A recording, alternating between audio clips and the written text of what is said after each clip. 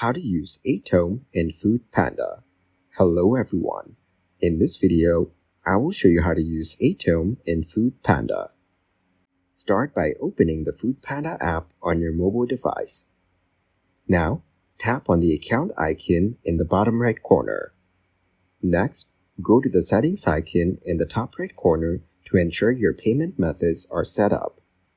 Make sure Atome is available and linked for payments. After that, go back to the main screen and choose your favorite restaurant. Then select the food items you want to order and tap on Add to Cart.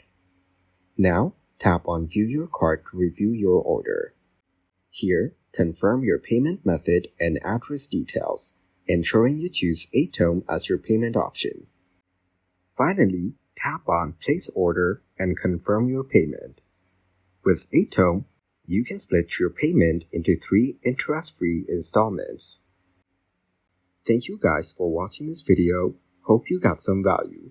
Make sure to like the video and subscribe to the channel to get notified of new videos. See you in the next one.